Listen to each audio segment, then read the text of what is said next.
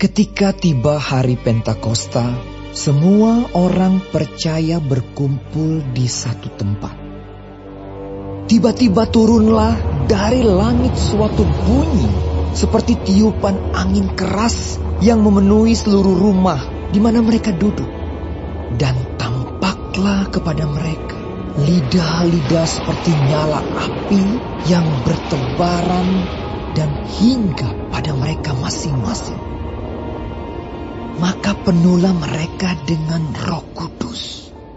Lalu mereka mulai berkata-kata dalam bahasa-bahasa lain, seperti yang diberikan oleh Roh Kudus itu kepada mereka untuk mengatakannya. Waktu itu di Yerusalem, diam orang-orang Yahudi yang saleh dari segala bangsa di bawah kolong langit. Ketika turun bunyi itu, berkerumunlah orang banyak. Mereka bingung karena mereka masing-masing mendengar rasul-rasul itu berkata-kata dalam bahasa mereka sendiri. Mereka semua tercengang-cengang dan heran, lalu berkata, "Bukankah mereka semua yang berkata-kata itu orang Galilea? Bagaimana mungkin kita masing-masing mendengar mereka berkata-kata dalam bahasa kita sendiri, yaitu bahasa yang kita pakai di negeri asal kita? Kita orang Partia, Media, Elam, penduduk Mesopotamia, Yudea dan Kapadokia, Pontus dan Asia, Frigia dan Pamfilia, Mesir dan daerah-daerah Libya yang berdekatan dengan Kirene, pendatang-pendatang dari Roma, baik orang Yahudi maupun penganut agama Yahudi, orang Kreta dan orang Arab. Kita mendengar mereka berkata-kata dalam bahasa kita sendiri tentang perbuatan-perbuatan besar yang dilakukan Allah." Mereka semuanya tercengang-cengang dan sangat termangu-mangu sambil berkata seorang kepada yang lain, "Apakah artinya ini?" Tetapi orang lain menyindir, "Mereka sedang mabuk oleh anggur manis." Maka bangkitlah Petrus berdiri dengan ke-11 rasul itu, dan dengan suara nyaring ia berkata kepada mereka, "Hai kamu orang Yahudi, dan kamu semua yang tinggal di Yerusalem, ketahuilah dan camkanlah perkataanku ini. Orang-orang ini tidak mabuk seperti yang kamu sangka, karena hari baru pukul 9. Tetapi itulah yang difirmankan Allah dengan perantaraan Nabi Yoel. Akan terjadi pada hari-hari terakhir. Demikianlah firman Allah, bahwa aku akan mencurahkan rohku ke atas semua manusia. Maka anak-anakmu laki-laki dan perempuan akan bernubuat. Dan teruna-terunamu akan mendapat penglihatan-penglihatan. Dan orang-orangmu yang tua akan mendapat mimpi. Juga ke atas hamba-hambaku laki-laki dan perempuan akan kucurahkan rohku pada hari-hari itu. Dan mereka akan bernubuat. Dan aku akan mengadakan mujizat-mujizat di atas di langit. Dan tanda-tanda di bawah di bumi. Darah dan api dan gumpalan-gumpalan asap. Matahari akan berubah menjadi gelap gulita. Dan bulan menjadi darah. Sebelum datangnya hari Tuhan, hari yang besar dan mulia itu. Dan barang siapa yang berseru kepada nama Tuhan akan diselamatkan. Hai orang-orang Israel, dengarlah perkataan ini. Yang aku maksudkan ialah Yesus dari Nazaret, seorang yang telah ditentukan Allah dan yang dinyatakan kepadamu dengan kekuatan-kekuatan dan mujizat-mujizat dan tanda-tanda yang dilakukan oleh Allah dengan perantaraan Dia di tengah-tengah kamu seperti yang kamu tahu. Dia yang diserahkan Allah menurut maksud dan rencananya telah kamu salibkan dan kamu bunuh oleh tangan bangsa-bangsa durhaka. Tetapi Allah membangkitkan Dia dengan melepaskan Dia dari sengsara maut, karena tidak mungkin Ia tetap berada dalam kuasa maut itu. Sebab Daud berkata tentang dia, "Aku senantiasa memandang kepada Tuhan, karena ia berdiri di sebelah kananku, aku tidak goyah."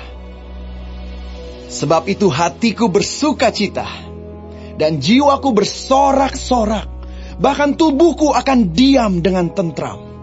Sebab Engkau tidak menyerahkan aku kepada dunia orang mati, dan tidak membiarkan orang kudus-Mu melihat kebinasaan. Engkau memberitahukan kepadaku jalan kehidupan. Engkau akan melimpahi aku dengan sukacita di hadapan-Mu. Saudara-saudara, aku boleh berkata-kata dengan terus terang kepadamu tentang Daud, bapa bangsa kita. Ia telah mati dan dikubur, dan kuburannya masih ada pada kita sampai hari ini. Tetapi ia adalah seorang nabi, dan ia tahu bahwa Allah telah berjanji kepadanya dengan mengangkat sumpah bahwa ia akan mendudukan seorang dari keturunan Daud sendiri di atas tahtanya. Karena itu ia telah melihat ke depan dan telah berbicara tentang kebangkitan Mesias ketika ia mengatakan bahwa dia tidak ditinggalkan di dalam dunia orang mati, dan bahwa dagingnya tidak mengalami kebinasaan. Yesus inilah yang dibangkitkan Allah, dan tentang hal itu kami semua adalah saksi. Dan sesudah ia ditinggikan oleh tangan kanan Allah dan menerima Roh Kudus yang dijanjikan itu, maka dicurahkannya apa yang kamu lihat dan dengar di sini. Sebab bukan Daud yang naik ke sorga. Malahan Daud sendiri berkata, "Tuhan telah berfirman kepada Tuanku, duduklah di sebelah kananku, sampai kubuat musuh-musuhmu menjadi tumpuan kakimu." Jadi seluruh kaum Israel harus tahu dengan pasti bahwa Allah telah membuat Yesus, yang kamu salibkan itu, menjadi Tuhan dan Kristus. Ketika mereka mendengar hal itu, hati mereka sangat terharu. Lalu mereka bertanya kepada Petrus dan rasul-rasul yang lain, "Apakah yang harus kami perbuat, saudara-saudara?" Jawab Petrus kepada mereka, "Bertobatlah, dan hendaklah kamu masing-masing memberi dirimu dibaptis dalam nama Yesus Kristus untuk pengampunan dosamu. Maka kamu akan menerima karunia Roh Kudus. Sebab bagi kamulah janji itu, dan bagi anak-anakmu, dan bagi orang yang masih jauh, yaitu sebanyak yang akan dipanggil oleh Tuhan Allah kita." Dan dengan banyak perkataan lain lagi ia memberi suatu kesaksian yang sungguh-sungguh, dan ia mengecam dan menasihati mereka. Katanya, "Berilah dirimu diselamatkan dari angkatan yang jahat ini." Orang-orang yang menerima perkataannya itu memberi diri dibaptis, dan pada hari itu jumlah mereka bertambah kira-kira 3.000 jiwa. Mereka bertekun dalam pengajaran rasul-rasul dan dalam persekutuan. Dan mereka selalu berkumpul untuk memecahkan roti dan berdoa. Maka ketakutanlah mereka semua, sedang rasul-rasul itu mengadakan banyak mujizat dan tanda. Dan semua orang yang telah menjadi percaya tetap bersatu. Dan segala kepunyaan mereka adalah kepunyaan bersama. Dan selalu ada dari mereka yang menjual harta miliknya, lalu membagi-bagikannya kepada semua orang sesuai dengan keperluan masing-masing. Dengan bertekun dan dengan sehati mereka berkumpul tiap-tiap hari dalam bait Allah. Mereka memecahkan roti di rumah masing-masing secara bergilir dan makan bersama-sama dengan gembira dan dengan tulus hati sambil memuji Allah. Dan mereka disukai semua orang. Dan tiap-tiap hari Tuhan menambah jumlah mereka dengan orang yang diselamatkan.